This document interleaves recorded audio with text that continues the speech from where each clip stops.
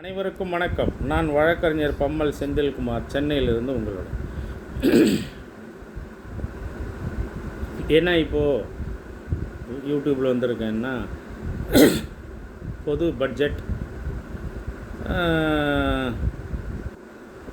தமிழே தெரியாத ஒரு அமைச்சர், பெரிய பெரிய ஜாம்பவான்கள் இருந்த இந்த சட்டப்பேரவையில், பெரிய நிதியமைச்சர்கள், ஜாம்பவான்கள், படித்த கற்றறிந்தவர்கள் இருந்த இந்த நாட்டிலே இவர் என்ன படிச்சிருக்கார், இவருக்குள்ளே என்னன்னு தெரியல. இவரை பற்றி, இந்த நிதியமைச்சரை பற்றி நீங்கள் யூடியூப்பில் மட்டும்தான் வெளில வருது, மீதி எந்த சேனலும் அவரை பற்றி சொல்லலை. ஆனால் அவர் ஒரு இந்த ஜேபிஆர் மருமகனாகவோ பிள்ளையாகவோ அக்கா பையனாகவோ ஏதோ ஒன்று சொல்கிறாங்க, அது என்னன்னு தெரியல. ஆனால் அவர் வந்தது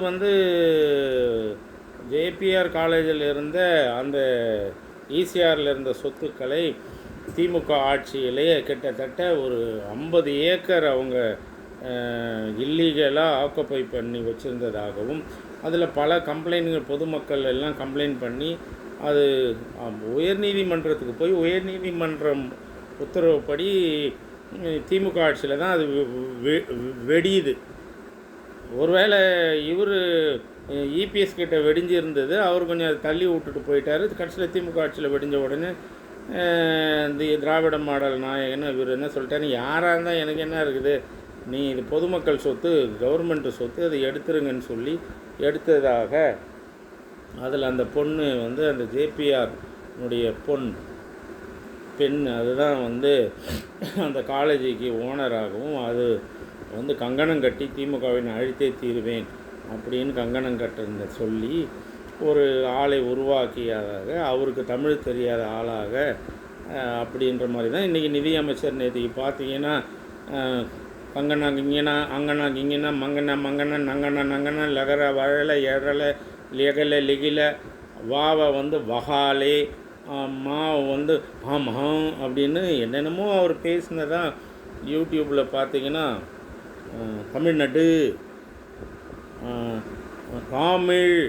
நடு அப்படி, அதாவது தமிழ்நாடை மோடி பேசுகிற மாதிரியே பேசினார். அவருக்கு கொஞ்சம் ஆசை போல் இருக்குது, அவர் பிரதம மந்திரி ஆகணுன்ற மாதிரி. அது எனக்கு தெரிஞ்ச இந்த விசில் விஜய் இதை கொஞ்சம் கவனிக்க வேண்டும்.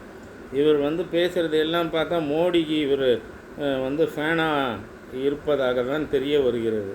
அதனால் மோடி இவர் அநேகமாக டெல்லிக்கு சீக்கிரம் அழைத்து கொள்வார் என்பதாக தெரிய வருகிறது. எதுக்கு அழைத்து கொள்வார் என்பதை காலங்கள் பதில் சொல்லும். சிபிஐ மூலயமா அழைத்து கொள்கிறாரா அப்படி என்பது, இவரை பெரிய அறிவாளியாக அழைத்து கொள்வார் என்பதாக எனக்கு தெரியவில்லை. சிபிஐ மூலியமாக, இடி மூலியமாக இவரை அழைத்து கொள்வார் என்பதாக தான் தெரிய வருகிறது. இவனுக்கு தமிழே தெரியல இந்த முட்டா பையனுக்கு. இந்த முட்டா பையன் அவன் பாட்னிக்கு என்னென்னமோ 75,000 300 1000 250 அப்படின்னு ஏதோ ஒன்று சொல்கிறான். அதுக்கப்புறம் திடீர்னு ஒன்று சொல்கிறான். யூடியூப்பில் தான் வருது எல்லாம். இவனுடைய பட்ஜெட்டை நம்ம ஒன்றும் பெருசாக பார்க்கல. இவன் மூஞ்சியை நம்ம பார்க்க விரும்பலைன்னு வச்சுக்கோங்களேன். அவன் முதலமைச்சர் மூஞ்சியை நான் பார்க்க விரும்பலை. பொண்டாட்டிக்கு சோறு போடலை, பிள்ளைங்களுக்கு சோறு போடலை, தன் பெத்த மகளுக்கு பணம் கொடுக்கல அப்படின்னு அவனுடைய மனைவி செங்கல்பட்டு கோர்ட்டில் கேஸ் போட்டிருக்கான். அந்த கேஸினுடைய சரத்துகள் எடுத்து பார்த்தா இந்த விசில் விஜய் பையன் இவன் பொண்டாட்டிக்கு சோறு போடலையும், அவன் பிள்ளைங்களுக்கு பணம் கட்டலையும், அந்த குழந்தைக்கு பெத்த பொண்ணுக்கு பணம் கட்டலையும், இவன் தாய்மாமன் சீர் கொடுக்க போகிறானா, இவன் ஆம்பளை பிள்ளைங்களுக்கு விளையாட்டு கொடுக்க போகிறானா, ஆம்பளை பையன் தான் பிள்ளைய வளர்க்கல, தான் பொண்ணுக்கு ஒன்றும் கொடுக்கல, தான் மனைவிக்கு ஒன்றும் கொடுக்கல. ஆனால் அவன் மற்ற பொம்பளைங்க எல்லாம் சேர்ந்து புருஷன் இல்லைன்ன உடனே இவளுங்க எல்லாம் சேர்ந்து பல பெண்கள் பேட்டிகள் கொடுத்துருக்குறாங்க. நாங்கள் என் புருஷனை விட நான் அவரை தான் விரும்புகிறேன், என் புருஷனை விட எனக்கு அவர் தான் பிடிக்கும் அப்படின்னு சிரிக்கிறா.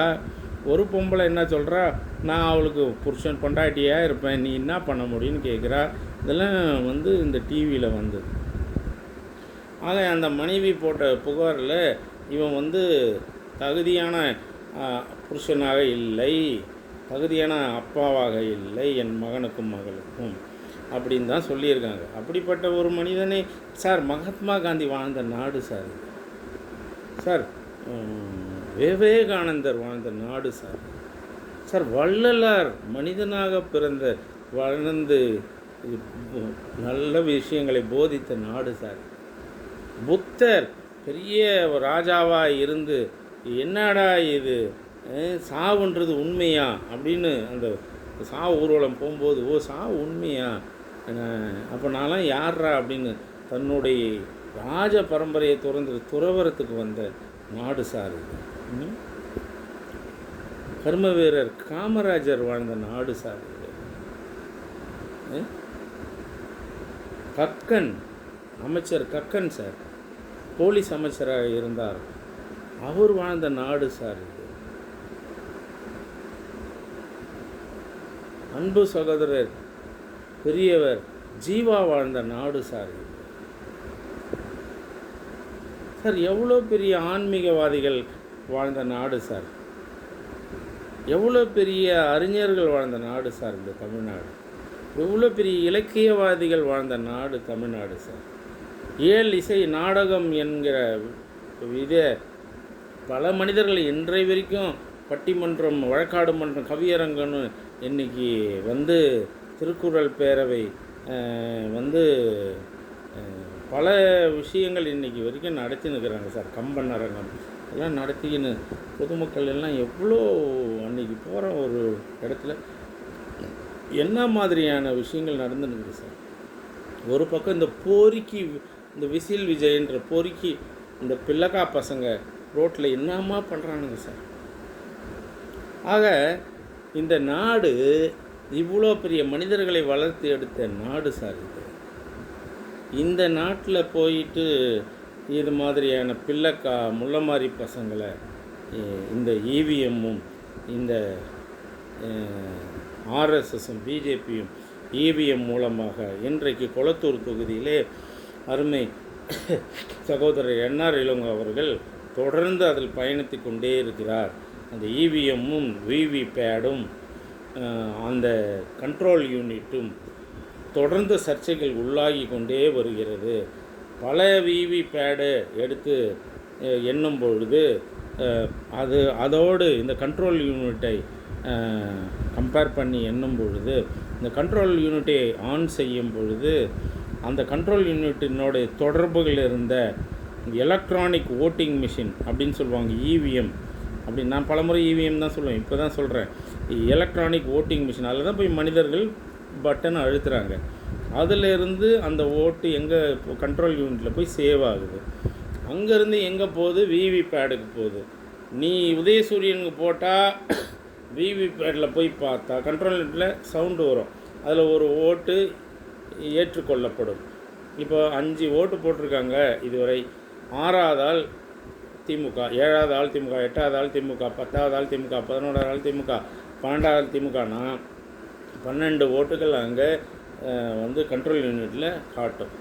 அதே மாதிரி விவிபேட்டில் 12 ஓட்டுகள் ஸ்லிப்பு விழணும்.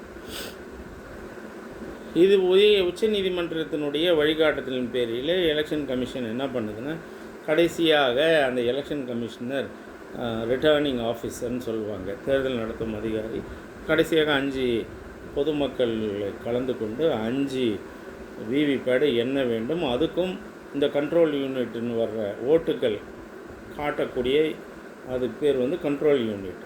இவிஎம் வந்து ரூம்லேயே இருக்கும்.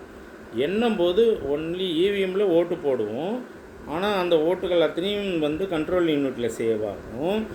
அந்த கண்ட்ரோல் யூனிட்டில் சேவ் ஆகிற ஓட்டுகளினுடைய அது யாருக்கு விழுந்தது என்பது விவிபேடில் சேவ் ஆகும். ஆக இவிஎம் வந்து கவுண்டிங்க்கு வராது, அது பக்கத்தில் இதில் ஸ்ட்ராங் ரூமில் இருக்கும். ஒன்லி கண்ட்ரோல் யூனிட்டும் விவிபேடும் தான், விவிபேடும் அங்கே தான் இருக்கும். கடைசி எண்ணும் போது தான் அதை கொண்டு வருவாங்க. அப்போ கண்ட்ரோல் யூனிட் மட்டும்தான் தேர்தல் அந்த இது கவுண்டிங் அன்றைக்கி அந்த 14 டேபிளுக்கு வரும். அப்போ 14 டேபிளில் குழப்பம் இருக்கிறது. அங்கேருந்து இவிஎம் கண்ட்ரோல் யூனிட்டில் இருந்த டேக் மாற்றப்பட்டு இருக்கிறது, எல்லாம் பழைய டேக் இல்லை புது டேக் தான் அப்படின்னு நிரூபிக்கிறார் என்ஆர் சார். என்ஆர் இளங்கோ அவர்கள். காரணம் என்னென்னா, ஒரு முறையும் அந்த நாங்கள் வந்து தேர்தல் நடத்துவோம். நான் வந்து பல தேர்தல்களில் கிட்டத்தட்ட ஒரு 30 வருஷமாக நான் சீஃப் ஏஜெண்ட்டாக பல எம்எல்ஏக்களுக்கும் மந்திரிகளுக்கும் எம்பிகளுக்கும் நான் சீஃப் ஏஜெண்ட்டாக இருப்பதால் எனக்கு அதில் பெரிய அனுபவம் உண்டு. அதில் வந்து டேக் போடுவாங்க. மேலே ஒரு டேக் இருக்கும்.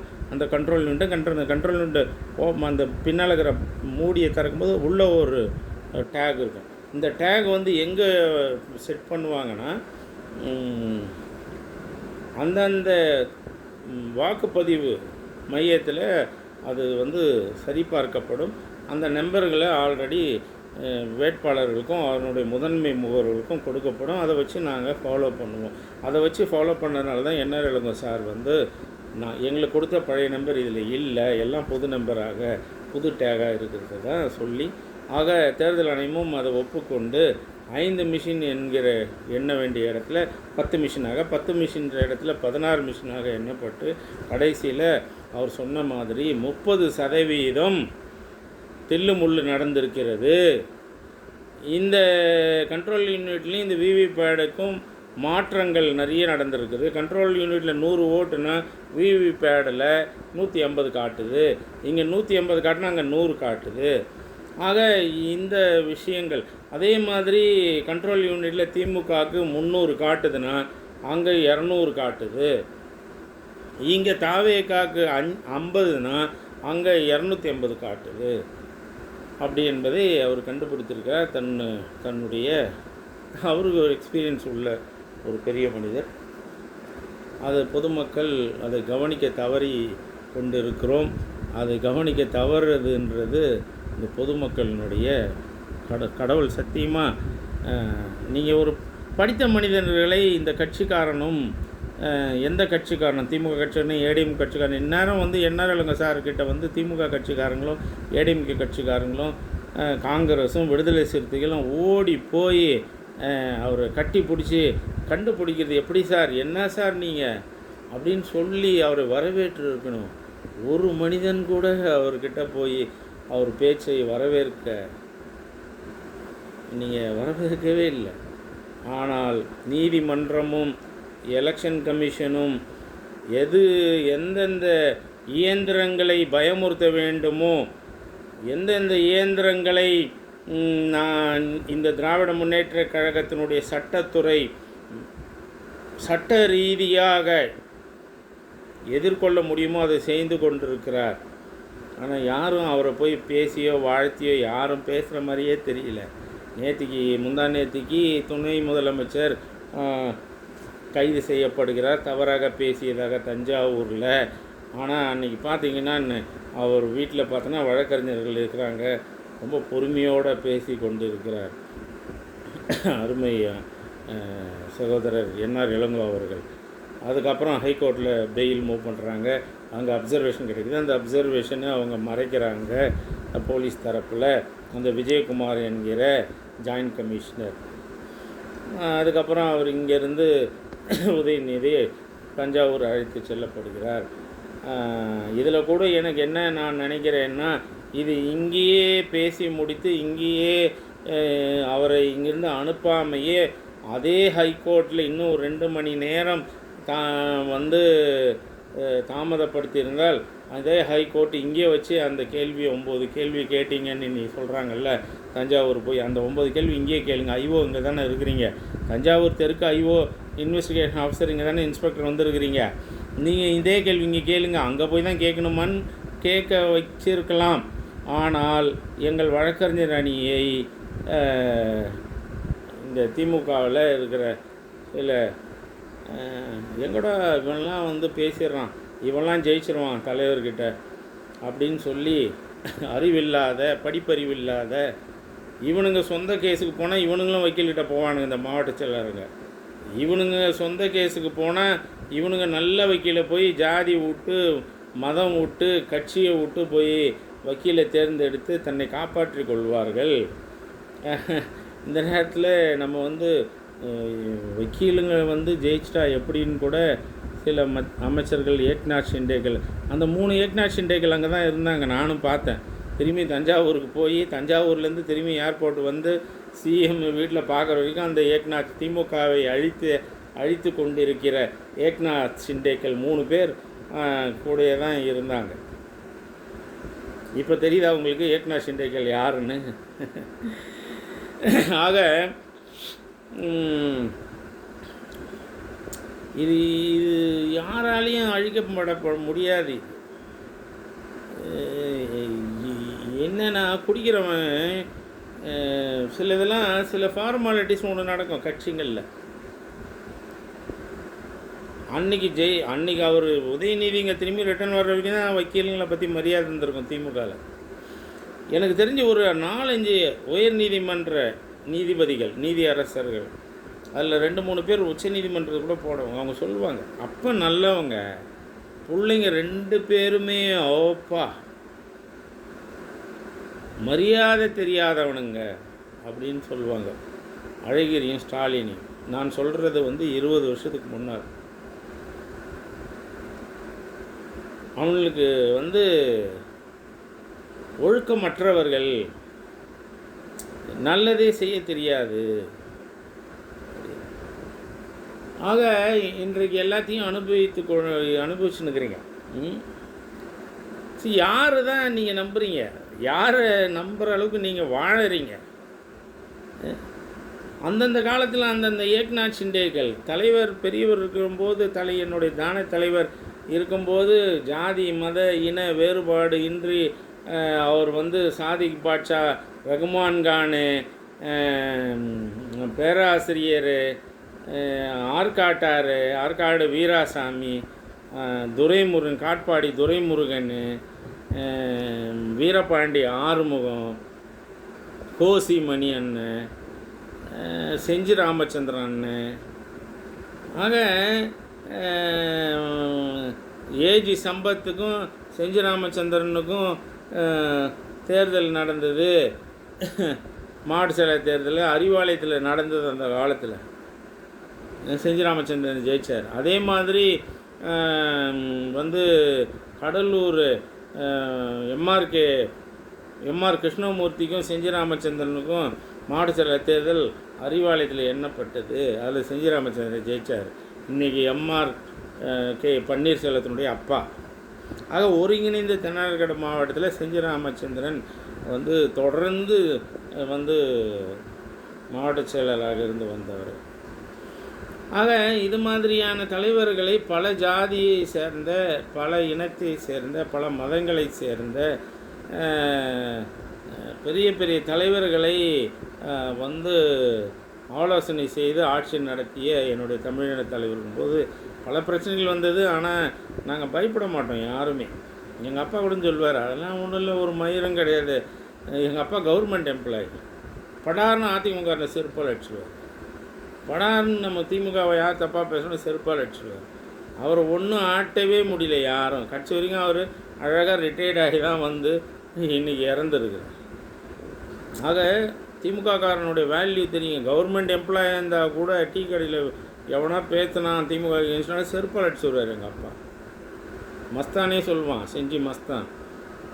சாதாரண இந்திரா டீ ஸ்டாலில் செஞ்சியார் டீ குடிக்க உட்காரும் பொழுது மஸ்தான் ஒரு டீ கடையில் டீ போட்டுன்னு இருந்தவன்.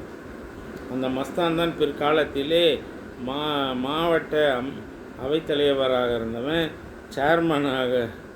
அது செஞ்சியில் பார்த்தோன்னா பெருமாள் நயினார் ஒருத்தர் இருந்தார்.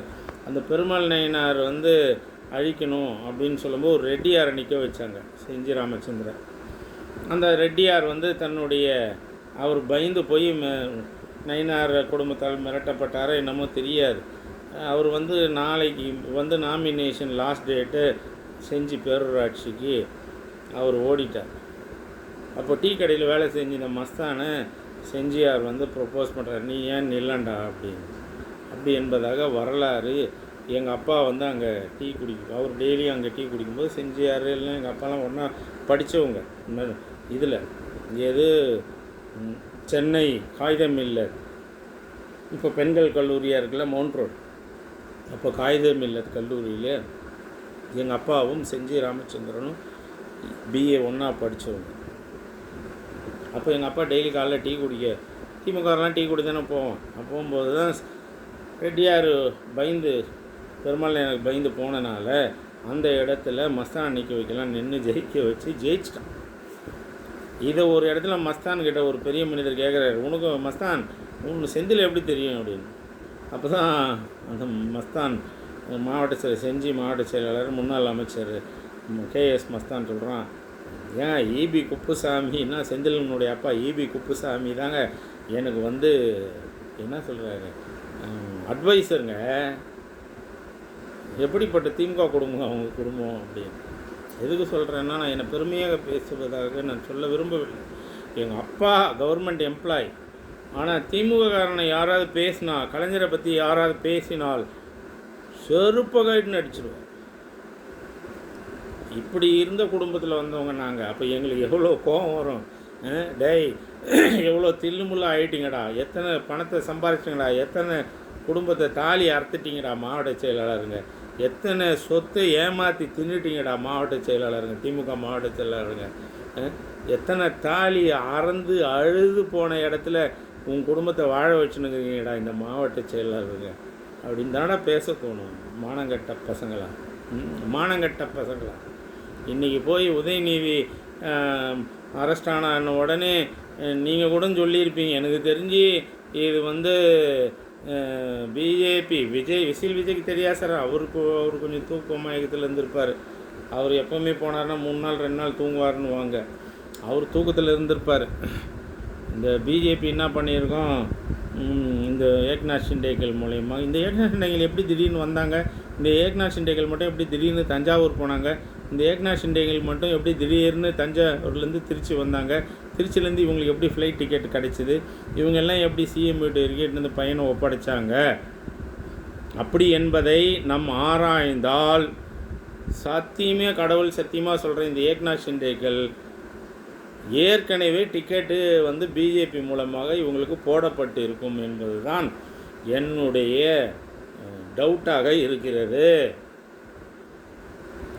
ஆக இவங்க மேலே இவங்களை எங்கன்னா மாவட்ட பதவி எடுத்துருவோம் அப்படின்னு தலைவர் அந்த மைண்டுக்குள்ளே வந்திருப்பார், அதில் உதயநிதி வந்திருப்பார் அப்படின்னு தான் இருந்திருக்க வாய்ப்பு இருப்பதாக நான் நினைக்கிறேன், உலகம் நினைக்குது, கட்சிக்காரன் நினைக்கிறான். ஆக இந்த ஏக்நாத் ஷிண்டேக்கள் மட்டும் எப்படி கரெக்டாக போகிறாங்கன்றது எனக்கே தெரியல. அவர்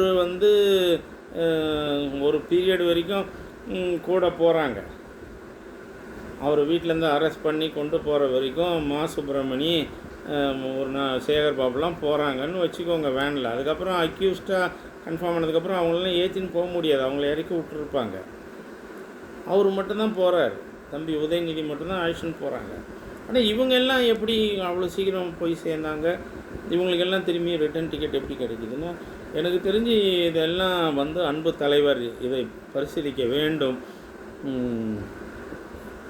ஏடா இவன் ஒரு சின்ன பையன் இப்படி பேசின்னு கிடக்கிறானே அப்படின்னு நீங்கள் எல்லாம் நினச்சிங்கன்னா அது நீங்கள் உங்களையும் நீங்களே ஏமாற்றிக்கொள்வதாகத்தான் இருக்கும். ஆக இந்த 3 ஏக்நாத் ஷிண்டேக்கள் மேலே இந்த தம்பி உதயநிதிக்கு கோபம் இருந்திருக்க வாய்ப்பு இருக்கிறது. ஆனால் இப்போ இது மாதிரி கஷ்டமான நேரத்தில் இவரை வேணே அரெஸ்ட் பண்ணுங்கள், வேணே ரிமாண்ட் பண்ணுங்கள், நாங்கள் எல்லாம் காப்பாற்றுவதாக வரும், அப்படியே ஒரு நடிப்பு நடிச்சுட்டு இங்கே வரும், உடனே இவர் எல்லாம் எங்கள் மேலே ரொம்ப அபிப்பிராயமாக ஆகிடுவார். 800 கோடி இப்போது நிச்சயதார்த்தம் நடத்தினார் பாருங்கள் பொதுச் செயலாளர் காட்பாடி துரைமுருகன். திமுக தோற்று போயிருக்குது, எங்கெங்கேயோ பிரச்சனைகள் நடந்துருக்குது. 800 கோடியில் கும்மாளம் போட்டு நடத்தின காட்பாடி துரைமுருகன் கூட ஓடி உடனே உதயநிதிக்கிட்ட மாமான்னு அவர் சொல்கிறார். அவர் பாவம். உதயநிதியை நான் பொறுத்த வரைக்கும் சொல்லுவேன், கலைஞர் குடும்பத்தில் கன்னிங் மைண்டு கிடையாதுங்க, கலைஞருக்கே கன்னிங் மைண்டு கிடையாதுங்க பெரியவருக்கு. அப்படிலாம் இருந்தால் நாங்கள்லாம் எங்களை மாதிரி ஆளுங்கள்லாம் நாங்கள் சின்ன பசங்கங்க, ஒரு பெரிய மனிதனை அவ்வளோ சீக்கிரம் ஜட்ஜ் பண்ண முடியும் எங்களால். நீங்களாம் நினைக்கிறீங்க பெரிய மனிதனை ஜட்ஜ் பண்ண முடியும். பெரிய மனிதன் தாழ்ந்து கொள்ள முடியும், செய்கிறதை ஏற்றுக்கொள்ள முடியும், செய்கிற தவறுகளை ஒத்துக்கொள்ள முடியும், செய்கிற தவறை அவர் கூட இருந்து தட்டி கொடுக்க தான் முடியும். செய்த தவறை தவறு இல்லைன்னு சொல்ல முடியும். செய்த தவறை அப்படிலாம் கிடையாது, இது சரிதான் அப்படி தான் சொல்ல முடியும். ஆனால் எங்களை மாதிரி இளைஞர்களாக இருந்தவங்க செய்த தவறை தவறுன்னு சொல்லுவோம் நாங்கள். ஆக நான் கண்டுபிடித்ததில் அவருடைய பர்சனல் லைஃப் கலைஞருது 1 2 3 அதுக்குள்ளே நாங்கள் வரலை. ஆனால் அவருடைய விஷயங்களை நாங்கள் பார்க்கும் பொழுது அதில் மயக்கமாகி அதில் ஊறி போய் தான் நாங்கள் திமுகவில் இருந்தோம். அதில் நான் இபிஆர்எஃப்பில் டெலோவில் இருந்தேன். ஸ்ரீ சபாரத்னம் நடத்திய அந்த டெலோ இயக்கத்தினுடைய உறுப்பினராக இருந்தேன். எல்டிடியினுடைய அருமை தலைவர் பிரபாகரன் அவருடைய உறுப்பினராக இருந்து நான் இன்ன வரைக்கும் அதில் போயின்றது. ஆக ஆனால் நான் தளபதியோ உதயநிதியோலாம் நாங்கள் ஏற்றுக்கொள்ள நம்பிக்கைக்குரிய ஆட்களாக இல்லை. அவ்வளோதான், ரொம்ப சிம்பிள். இப்போது தலைவரை நான் ரொம்ப லிட்ரலாக சொல்கிறேன். அவருடைய விஷயங்கள் வேறு. ஆக இன்றைக்கி இருக்கிற அத்தனை பேரும் ஓடி வந்து திரும்பி தலைவரும் உதயநிதியும் நாங்கள்லாம் இருந்து தான் உங்களை காப்பாற்றணுன்னே ஒரு சின்ன பிள்ளைக்கு ஒரு சென்டிமெண்ட் வரும் தானே, இவங்களெல்லாம் நம்ம மாற்ற வேணாம். ஆனால் திரும்பியும் இது திமுகவில் நான் கேட்டுக்கொள்வது சொல்லிக்கொள்வது, மாவட்ட செயலாளர்களையும் ஒன்றிய செயலாளர்களையும் நீங்கள் மாற்றவில்லை என்றால் இந்த திராவிட முன்னேற்றக் கழகம் நிச்சயமாக ஒரு நல்ல ஒரு லெவலுக்கு வராது. இதெல்லாம் ஒரு கேம். இந்த கேம் வந்து பிஜேபி ஆர்எஸ்எஸ் வந்து நம்ம திமுகவில் இருக்கிற ஏக்நாத் ஷிண்டேகளுக்கு கொடுப்பாங்க, விஜய்க்கும் கொடுப்பாங்க, ஆதவர்ஜனுக்கும் கொடுப்பாங்க, நம்ம ஆளுங்களும் கொடுப்பாங்க. இவங்க எல்லாம் சேர்ந்து கும்மாளம் அடிக்கிற விஷயங்களாக தான் இருக்கிறது. சரி, ரைட்டு, இப்போ என்ன பண்ணலாம் நீங்கள் சொல்லுங்கள் அப்படின்னு தானே கேட்க வரீங்க. தலைமை இப்போ என்ன கேட்க வரீங்க? இப்போ நாங்கள் என்ன தான் பண்ணுறது, யாரை தான் நம்புறது, இப்போ நான் என்ன தான் பண்ணுறது, அப்படியே ஒதுங்கி போயிடணுமா, இல்லை நான் எதுக்கு பேசக்கூடாதா, இல்லை நாங்கள் எதுவும் பண்ணக்கூடாதா அப்படின்னு கேட்டிங்கன்னா சொல்லட்டுமா? எல்லாம் ஃப்ராடு பையனுங்க.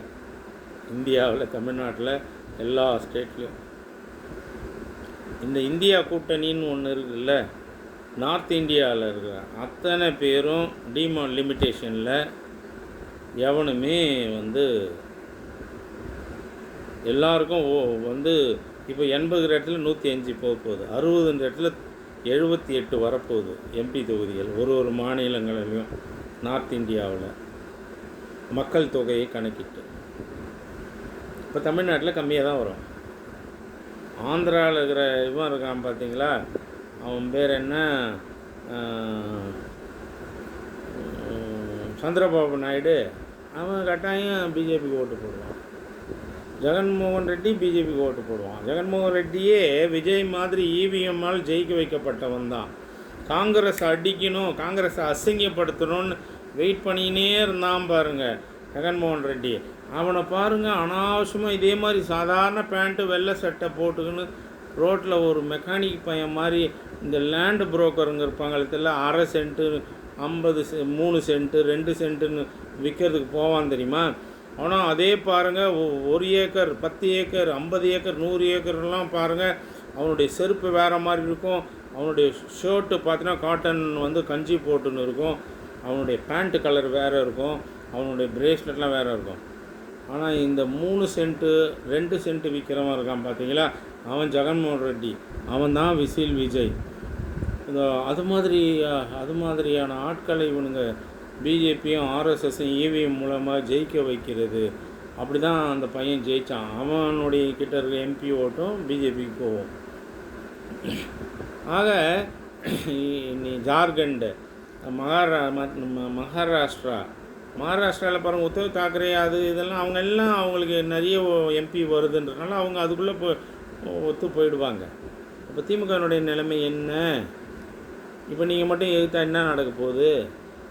அதுக்கு தான் உடனே என்ன பண்ணுறான், பிஜேபி ஆர்எஸ்எஸும் தன்னுடைய கூலி ஆளான இந்த விசில் விஜயை தமிழக முதல்வர் என்கிற முறையில் எம்பிக்களை கலைவாணர் அரங்கத்தில் நாளைக்கு நாளன்னைக்கோ வந்து டீலிமிட்டேஷன் விஷயத்தை பேச வேண்டும். டேய், உனக்கும் அதுக்கும் என்னடா அருகதை இருக்குது? டேய் பொறுக்கி பயலே, டேய் பொறுக்கி, நீ யாரா கூப்பிட? உங்ககிட்ட ஒரு எம்பியும் கிடையாதுடா பொறுக்கி பயலை. இவன் கூப்பிட்றானா இவங்க எல்லாம் போகணுமா? திமுக எம்பிகளுக்கு வந்த நிலைமை பார்த்து காங்கிரஸ்காரன் இன்னும் நாளன்னைக்குன்னா இன்னைக்கு காலையிலே போய் உட்காண்ட்ருப்பான் கலைவாணர் அரங்கத்தில். இந்நேரம் காரை போட்டுன்னு உட்காண்ட்ருப்பான். அது காங்கிரஸ் பாடு பசங்க, காங்கிரஸ் பப்பு இல்லை, பப்புன்னு ஒருத்தன் இருக்கிறான் பாருங்கள். இந்திரா காந்தி, நேரு, இந்திரா காந்தி, ராஜீவ் காந்திக்கு பிறந்ததாக சொல்லப்படுகிற சோனியா காந்தி வயிற்றில் பிறந்த இந்த பப்பு இவன்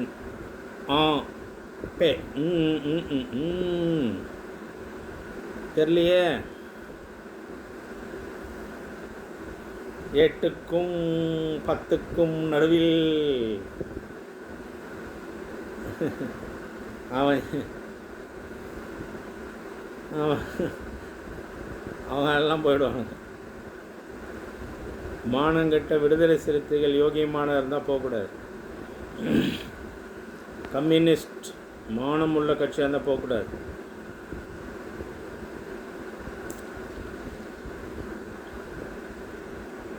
இவன் போவான், இந்த வைகோ பையன், கோபால்சாமி பையனால இந்த ஐடிசி கம்பெனி, டொபாக்கோ கம்பெனியில் சிகரெட் விற்ற பையன், சிகரெட் விற்று தன் மனைவிக்கும் தன் பிள்ளைக்கும் பிள்ளைங்களுக்கும் சோறு போட்டு அந்த குடலை வளர்த்த அந்த ஒரு மனிதன் தமிழ்நாட்டில் சிகரெட் அடித்து கேன்சர் வந்து இழந்த மனிதர்களுடைய பணத்தை சம்பாதித்து தன் பொண்டாட்டியினுடைய கர்ப்பப்பையை வளர்த்து தன் பொண்டாட்டி மூலமாக பிள்ளைகளை பெற்று அதுங்க வயிற்றில் சோறு போட்டு வளர்த்த இந்த வைகோபால்சாமியினுடைய பையன் இருக்கான்ல, புரோக்கர் பையன், அவன் போவான். விடுதலை சிறுத்தைகள் மானம் சூடு சொல்ல இருந்தால் போகமாட்டானுங்கன்னு நினைக்கிறேன். கம்யூனிஸ்ட் போகமாட்டானுங்கன்னு நினைக்கிறேன். முஸ்லீம் லீக் அவருக்கு பனிஷ்மெண்ட் கிடச்சிச்சு பார்த்தீங்களா? அந்த இவனுக்கு அந்த IMLU இந்திய யூனியன் முஸ்லீம் லீக், அவன் செத்துருவான்னு தான் எல்லாம் சொல்லியிருந்தாங்க. இயற்கை அவனை சாவடிச்சுடும். ஆனால் பாருங்கள், இயற்கையை அவனை சாவடிக்க அவன் பெரிய பையனை சாவடிச்சிருக்கு பாருங்கள்.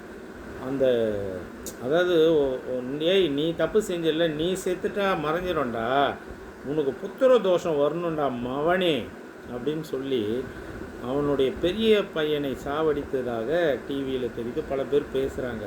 ஆக புத்திர தோஷத்தை இன்றைக்கு அந்த IMLU இந்திய யூனியன் முஸ்லீம் தலைவருக்கு பனிஷ்மெண்ட் கிடைச்சிருச்சே. டேய், இன்னும் யார்கள் என்ன இயற்கை அனுபவிக்க போகிறீங்களோ, நீங்கள் தான் ஜாவ போகிறீங்களா இயற்கையா, இல்லை உங்கள் குடும்பத்தில் எவன் ஜாவ போகிறான்னு தெரியல. அவனே இந்த விசில் விஜய் வந்ததுக்கப்புறம் சினிமாவில் மொத்த ஆளும் செத்து போயிட்டான்.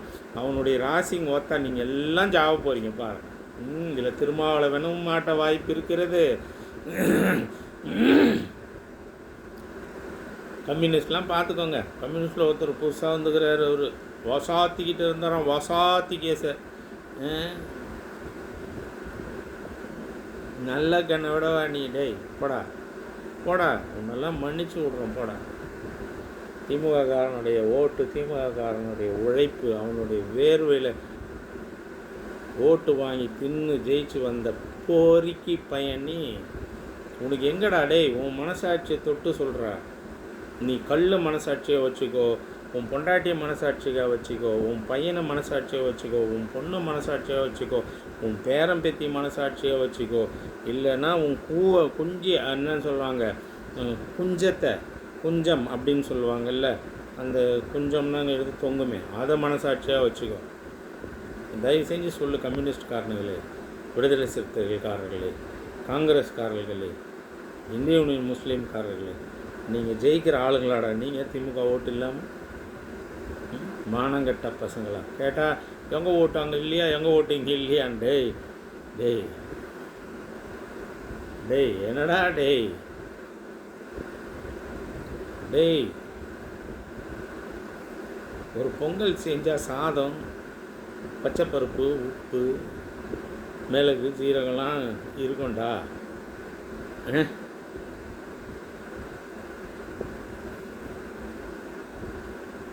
சாதம் வெந்தால் உப்பு இருந்தால் தண்ணி இருந்தால் போதும், சாதம் வந்துடும், நாங்கள் சாப்பிட்டுடுவோம்.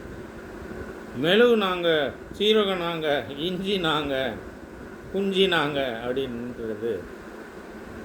நைட்டு தூங்கும்போது உங்களுக்கு வெக்கமாக இல்லை? மானங்கட்ட பசங்களா டேய். திருமாவளவன் உன்னை நீ யோசிக்க வேணும். தமிழ்நாட்டில் உனக்கு அவ்வளோ ஓட்டு எங்கடா இருக்குது? போடா டேய், போங்கடா, உங்கள் மேலாம் மரியாதை போய்ட்டா, போங்கடா மானங்கட்ட பசங்க, போங்கடா போய் அவங்கவுங்க ஏதாவது இயற்கையாக, நீங்கள் இயற்கையாக வானத்தை நோக்கி போயிடுங்க. இயற்கையாக போயிடுங்க. நீங்கள் எல்லாம் எவ்வளோ ஞானிகள் அவங்கவுங்களாம் ஜீவசமாதி அடைஞ்சதாக சொல்கிறாங்க. ஞானிகள்லாம் உலகத்தில் இன்றைக்கி இப்போ அவங்கள கும்பிட்றாங்க. நீங்கள் செய்த பாவத்திற்கு எதையாவது பண்ணிட்டு போங்க, அவங்கவுங்க கும்பிட்ற மாதிரி. யோகிகள் இல்லாத மனிதர்களாக வாழ்ந்து கொண்டிருக்கிறேன் நான். ஆக நான் இப்போ என்ன சொல்ல வரேன்னா, இவனுங்க எல்லாம் போய் ஓட்டு போடுவானுங்க. ஆனால் திராவிட முன்னேற்ற கழகம்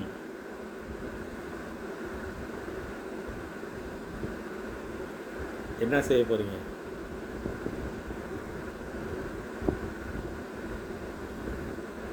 அதை தான் வேவு பார்க்க இந்த பிஜேபியும் ஆர்எஸ்எஸும் இந்த புரோக்கர் பையன் விசில் விஜய் கூப்பிட்டு நம்மளை பல்ஸ் பார்க்குறாங்களா. அப்படி போனோம், இவர் கூப்பிட்டோடனே நம்ம எல்லாம் போயிடுவோம்மா. பாராளுமன்றத்துலேயும் நாடாளுமன்றத்துலேயும் இருக்கிற 29 பேர் நம்ம போயிடுவோம்மா. சோஃபா மூலிமா காசு வாங்கினவங்களாம் போவான், நம்ம ஏன் போகிறோம்? போகக்கூடாது, போக வாய்ப்பு இல்லைன்னு தான் நான் நினைக்கிறேன். போகக்கூடாது என்பது தான் என்னுடைய. அவன் என்னமோ அம்மன் பெரிய விஞ்ஞானிலாம் கிடையாதுங்க. ஏங்க அவன் என்ன ஜட்டி போடுறான்னு அவனுக்கே தெரிலன்னு கூட பல பேர் சொல்கிறான். அது ஜட்டி இல்லாமல் பேண்ட்டு போட்டுன்னு வந்துடுறான். அவனை சொல்கிறாங்களே என்ன, நிறைய பேர் சொல்கிறாங்க. அவன் நடக்கும்போது திருச்சியில் நடந்து பின்னால் போகும்போது அவன் சூத்துக்கு பின்னால் ஜட்டி இல்லையா, வெறும் பேண்ட்டு மட்டும்தான் போட்டுன்னு போயிடான். எங்கேயோ இருந்துருக்கிறான், அவனுக்கு ஏதோ பிரச்சனையாக இருக்குது அந்த பஸ்ஸில். அப்படியே கிளம்பிடுறான், ஜட்டி போடாமல் தான் போனான் திருச்சியில். நிறைய பேர் சொன்னாங்க அவன் ஜட்டி இல்லைங்க, அவன் பார்த்தீங்களா அவன் சூத்தில் சதையே இல்லைங்க. ஒரு மனிதனும் ஆம்பளைனா சூத்தில் சதை இருக்கணும்ல, அதெல்லாம் இல்லையா. அவன் ஜட்டியை போடாத போனாங்க தான் சொல்கிறேன். ஆக அவனை பற்றிலாம் நம்ம பேச வேண்டிய நேரங்கள் அதிகம் இல்லை. நம்ம இது எட்டப்பர் காலங்கள் தான். என்னடா அப்படி சொல்கிறேன் அப்படியே நினைக்காதீங்க.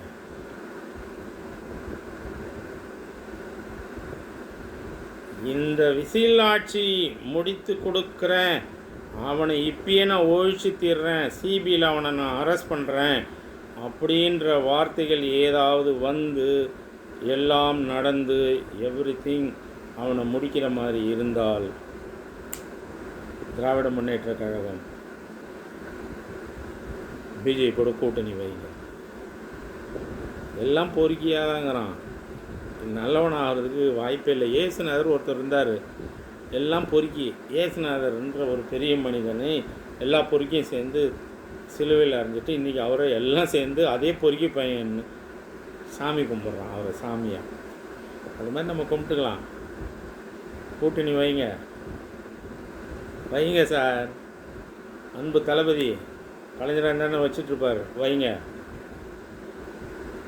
எதிராளியை மண்டியிட வைக்கணும், புறமுதுகு காட்டி ஓட வைக்கணும், அவனை குனிய வச்சு ஓட விடணும்னா நம்ம எந்த லெவலுக்கும் போகலாம். தயவுசெய்து பொதுமக்கள் சார்பாக, கட்சிக்காரன் சார்பாக நான் சொல்லிக்கொள்கிறேன்.